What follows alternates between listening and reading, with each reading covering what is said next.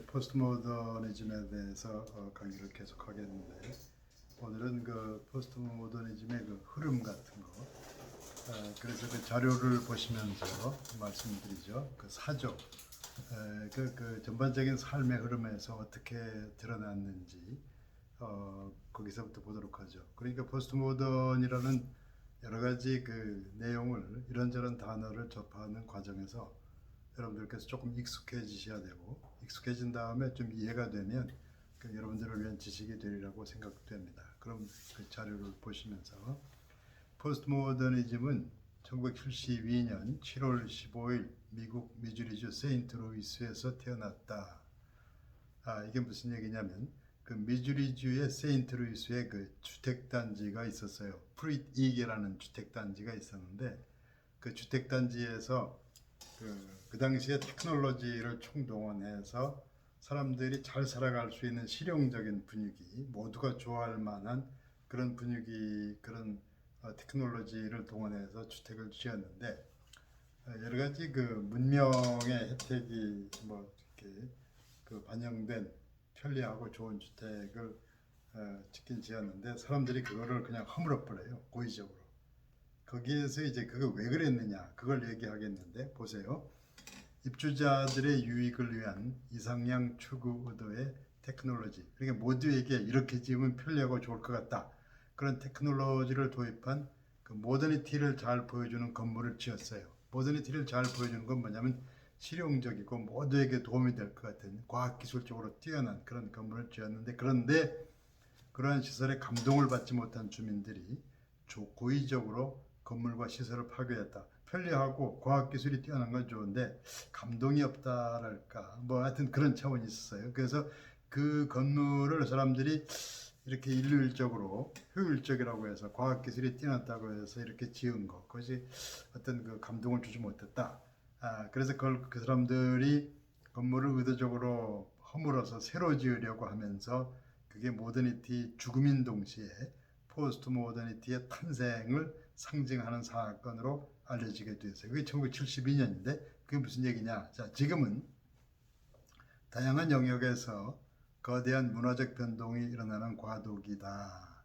문화적 변동, 그 다음 프릿 이게 공영주택단지 사건처럼 모던 시대에 수립된 사상과 문화의 체계가 무너져 내리고 있다. 모두에게 도움이 되는 그런 거, 편리하고 과학기술적이고, 그래서 이제 이러한 변화 핵심에는 지적인 풍조이며 사고방식이고 새로운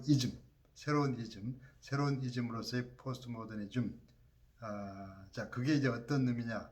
이전에 공부한 내용이 있었기 때문에 대략은 뭔지 여러분들께서 아실 거예요.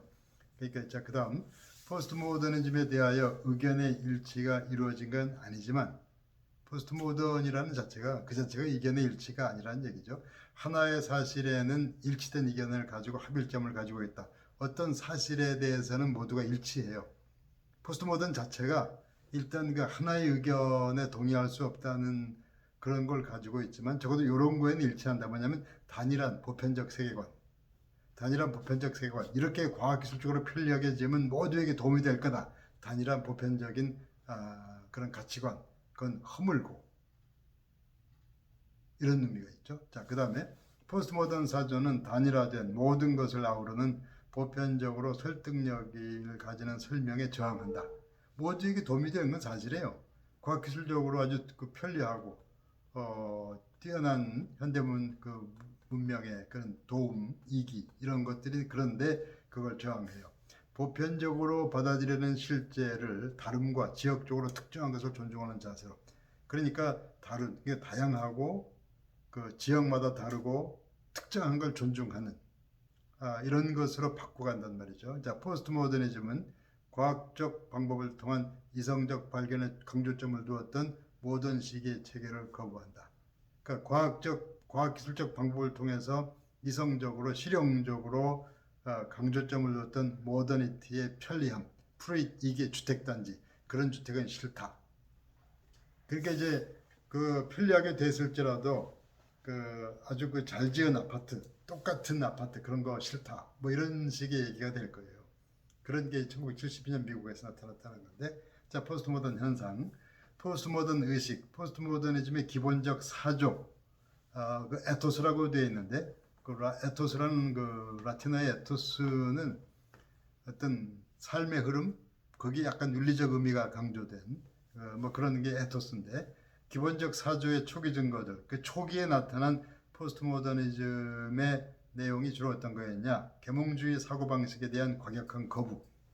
그러니까 계몽주의의 그런 이성적, 합리적 이런 거에 대해서는 아주 부정적이었어요.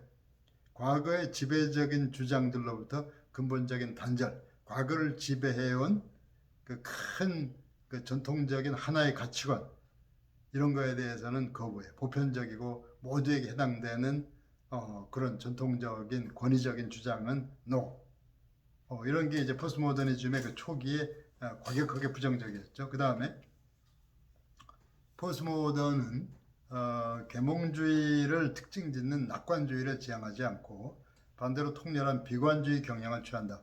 그러니까 그 왜 이게 이렇게 낙관주의를 거부하는지 그건 좀 이따 다시 논의하게 될 텐데 어쨌든 포스트 모더니즘은 계몽주의는 인간 이성에 활용해서 과학기술이 발전하고 모두에게 도움이 되는 문명이 발전하고 뭐 합리적으로 이렇게 나아가면은 미래가 나아질 거다 이렇게 보는 건데 포스트 모더니즘은 전반적으로 미래를 낙관하지 않아요. 결정적으로는 그건 과학기술이 아주 발달해서 미래가 유토피아처럼 될 듯한 그 서구 세계가 결국은 그 앞세운 과학기술을 가지고 전쟁을 해서 핵무기를 터뜨리고 뭐 이래가지고 2차 대전에 엉망이 된 뭐 그런 것들이 이제 큰 영향을 미치게 되는데 어쨌든 간에 그 비관주의, 자 새롭게 대두되는 세대들은 이건 우리도 비슷해요. 부모들이 지녔던 이 세상은 점점 더 좋은 곳이 되어간다는 확신을 더 이상 공유하지 않는다.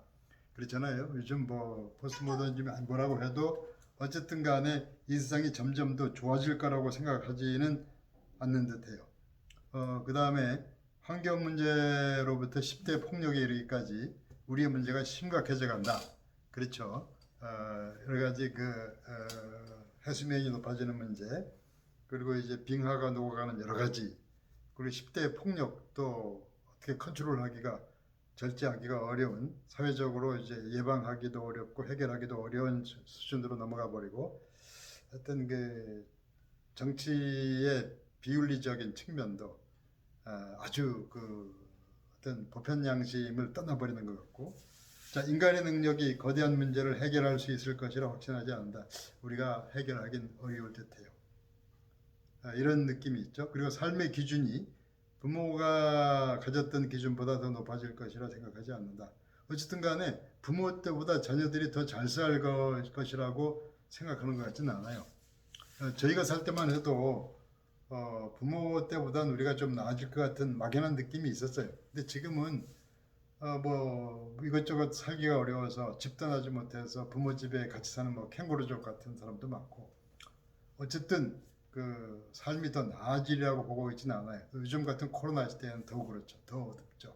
이런 것들이 이제 포스트 모던 시대의 비관주의적 경향. 그 다음에 포스트 모던 세대는 이 땅 위에서의 삶은 덧없는 것이라는 확신을 가지고 살아간다. 그런데 이것이 성경적으로도 이 세상 자체가 이대로 가는 건 아니기 때문에 덧없는 것이라는 것은 성경적인 미래에도 어느 정도 그런 성격이 있지만 그런 부분은 달라요. 그러니까 이 땅을 넘어서 초월적인 하나님 나라를 바라보는 그런 맥락이 없이 그냥 덧없는 이런 걸 보기 때문에 신앙과는 좀 다르죠. 자, 인간의 자연정복이라는 계몽주의 모델은 이제는 이 땅과의 협력이라는 새로운 태도로 바꿔줘야 한다고 믿는다. 자연의 정복, 과학기술이 자연을 정복해온 것이 그동안의 과학기술의 여러 분야인데 그것들이 과도하게 지금 그 자연에 대한 착취와 이런 수준으로 가면서 자연 자체도 우리를 어찌 보면 적대시하는 듯한 느낌이 있죠. 어쨌든 간에 우리는 코로나 같은 경우도 그런 부류로 봐야 되니까. 그 다음에 인류의 생존은 위험 가운데 놓여 있다고 믿는다. 뭐 이거는 너나 없이 요즘 같으면 뭐 받아들일 수밖에 없는 거고. 자, 그 다음 이러한 비관주의에 더하여 포스트 모더니즘은 이전 세대와는 전혀 다른 진리에 대한 관점, 이전 세대와는 전혀 다른 진리에 대한 관점, 그게 어떤 거냐? 이성을 통해서 발견되고 증명된 보편적 진리에 대하여 포스트 모던은 의문을 가지고 있다. 계몽주의 시대에 그 이성적인 가치 판단에 따라서 어떤 진리를 말하는 그거는 많이 이제 그 거부당하고 있고 비판당하고 있고 그걸로 안 된다고 알고 있어요. 그래서 이성을 넘어서 감성과 직관에 좋은 지위를 부여하면서 삶에 있어서 비이성적 방식. 그러니까 그 계몽주의까지가 그 모더니즘의 이성적이고 수학적인 이런 방식으로 어떤 그 판단 기준에 따라서 진리를 말한다면은 이제 그 포스트 모더니즘에 와서는 그런 것의 한계를 지적해요. 그러니까 이런 것도 있죠. 그 열심히 노력해서 공부 열심히 해서 그 출세하고 모든 가족을 먹여 살리는 훌륭한 뭐 그런 식의 인물이 모더니즘식의 인물이라면 요즘 TV 드라마나 이런 데는 그런 그 열심히 공부하고 머리 좋은 사람은 약간 악역 비슷하게 대부분 나와요. 그러니까 그 어떤 이전에 가지고 있던 이성적인 과학기술적인 그런 논리적인 이런 것에서보다는 감성적이고 어쨌든 비이성적인 쪽에서 조금 더 진리 얘기를 하려는 것이 포스트 모더니즘의 그 흐름이고 뭐 한두 마디로 설명되는 게 아니기 때문에 이렇게 반복되는 중에 뭔가 깨우침이 올 거라고 생각이 돼요. 그럼 밑에 줄 협력적인 모델과 진리에 대한 비이성적 차원을 추구하는 탐구는 포스트 모던 의식에 있어서 통전적 차원을 가져다 준다. 말이 쉽지는 않은데 조금 더 넘어가서 하는 중에 설명을 더 하죠. 다음 페이지. 포스트 모던 전체론, 호리즘, 부분들의 기능적 통합, 각 부분을 결정하는 통일체는 냉정하고 자율적이며 이성적인 개인의 계몽주의 이상을 거부하는 것을 수반한다. 전체론, 통합한다는 것은 이성과 머리만의 문제가 아닌 어떤 그 비이성적인 부분, 감성이라든가 어떤 이런 여러 가지 부분까지 통합해서 그런 의미에서 전체론 이런 얘기인데 두 번째 줄, 포스트 모던 전체론은 개인적 삶의 모든 차원을 통합한다. 정신적 작용뿐 아니라 정서적인, 직관적인. 그러니까 정신이 이성과 이런 쪽이라면은 정서적인 것, 그 마음과 감성과 어떤 직관이라는 건 꼭 그 이성과 사생만이 아니죠. 그래서 이전에 생각지 않았던 쪽에서의 그 진리에 접근하는 방식들을 얘기하고 있고 포스트 모던 총체성은 우리 자신 너머에 있는 것과의 지워지지 않는 정교한 연결을 짓는 의식을 수반한다. 그렇게 거기에 놓여 있는 것 가운데 우리의 개인적 존재가 세워졌고 그것에 의하여 영향받고 양육되었다. 근데 이런 거 어찌 보면 그 성경적 종말론 비슷한 느낌이 있긴 하지만 그것과는 조금 다른 거예요. 그러니까 조금 더 진행되는 가운데 또 말씀드릴 기회가 오겠는데 일단 넘어가죠. 포스트 모던은 공동체의 중요성과 인간 존재의 사회적 차원에 강하게 인식한다. 그러니까 여기서도 공동체가 예전의 공동체면은 할아버지, 아버지, 뭐 어머니, 삼촌 이래가지고 전통적인 위로부터 내려온 초월적인 역사적 공동체 또 그 믿음에 의해서 만들어진 그런 공동체 이런 게 아니고 어떤 공동체에 가깝냐면은 그 공동구매하면은 이익이 많잖아요. 누군지 몰라도 그 필요에 의해서 그 공동구매 그 그룹에 참여하는 식의 공동체. 그래서 그 현실적인 삶에 있어서 뭐 약자라든가 소외된 사람들의 그런 공동체 이런 쪽에서부터 공동체를 얘기하기 때문에 이전에 말하던 것과는 좀 스타일이 달라요. 어쨌든 간에 포스트 모던의 공동체는 말은 공동체인데 좀 다르다는 거. 그 다음에 전체성에 대한 포스트 모던 이해는 인간 삶의 종교적이고 영적인 면에까지 확장된다. 개인 존재란 신적 실제 상황에서 드러난 것이라고 주장한다. 그러니까 여기서도 그 포스트 모던 이해에서 종교적이다, 신적 실제다 하는 디바인 이런 것이 성서적이거나 이전 것과 같은 건 아니에요. 그래서 다분히 그 자연 종교라든가 다원주의적 종교 영역까지 포함하기 때문에 이건 나중에 조금 더 덧붙일 문제가 있겠고, 자, 우리의 특정 신앙뿐만 아니라 진리에 대한 이해 역시 우리가 속한 공동체 안에 뿌리를 내리고 있다고 확신한다. 특정 공동체의 표현으로서의 진리를 찾아내고자 하는 열망 가운데서 모든 문화를 포괄하는 보편적이고 영원한 진리를 추구하는 계몽주의를 거부한다. 그러니까 그러니까 포괄적이고 보편적인 모두에게 적용되는 하나의 주장 같은 거 이런 거는 계몽주의죠. 그런 계몽주의적인 건 거부하고 자 진리는 공동체 안의 개인적 안녕과 전체로서의 공동체의 안녕을 촉진시키는 지상의 방법으로 구성되어 있다는 확신을 그들은 가지고 있다. 그 다음에 이러한 점에서 포스트모던 진리는 그 사람이 속해 있는 공동체와 관계가 있다. 지구상에 있는 많은 공동체들이 있기 때문에 서로 다른 많은 진리가 불가피하게 존재한다.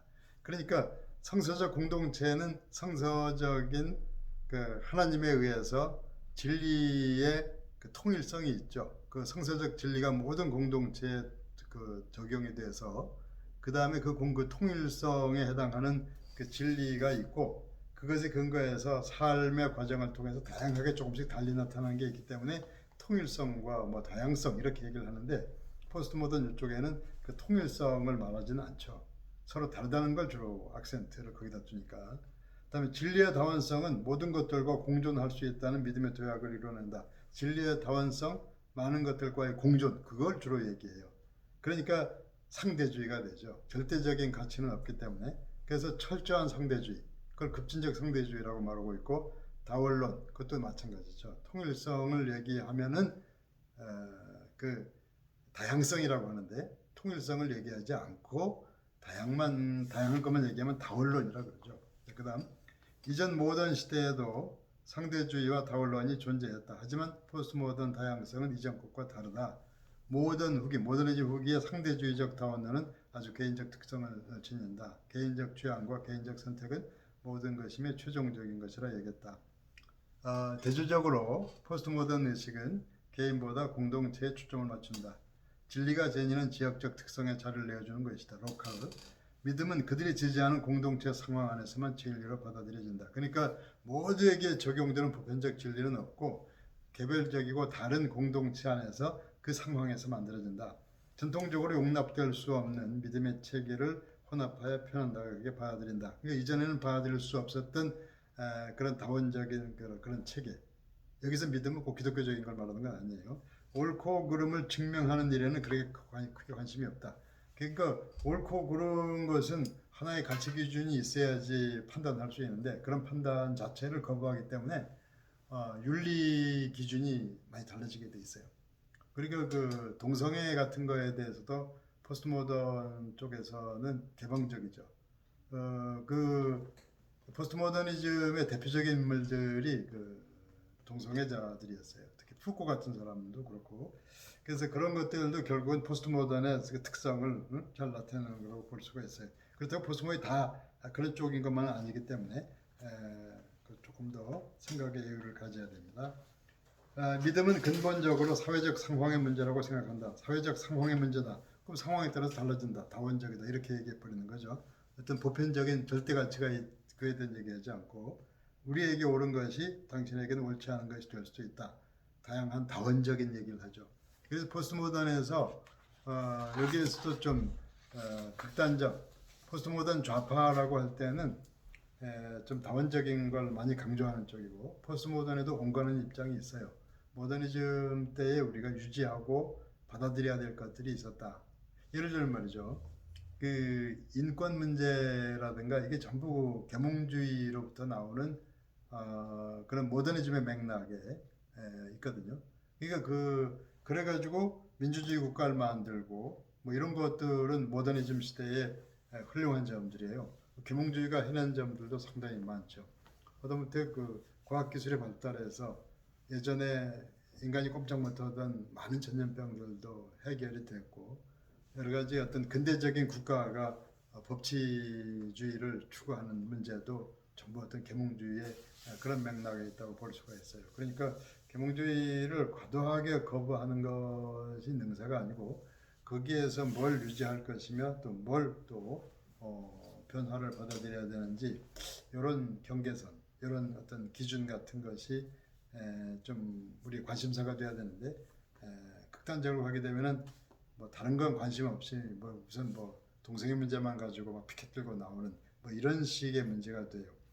그렇기 때문에 그 반대하는 쪽에서는 예를 들면 그런 그 포스트 모던의 극단적인 가치하고 포스트 모던을 동일시해서 반대하게 되고 또 주장하는 쪽도 뭘 잘 모르면서 그게 되는 거기 때문에 그 내용이 뭔지 잘 들여다보고 왜 사람들이 처음에 모더니즘에서 다음 세대로 넘어왔는지 이런 점에 대해서 관심을 가지고 지켜볼 필요가 있다고 생각이 됩니다. 그래서 어쨌든 간에 그 다음 시간에는 그 모더니즘의 거대 담론, 그러니까 그 포스트 모던 시대에 거부당하게 되는 그런 것을 하나 다루고 그 다음으로 넘어가도록 하죠. 일단 지금은 여기까지 하죠.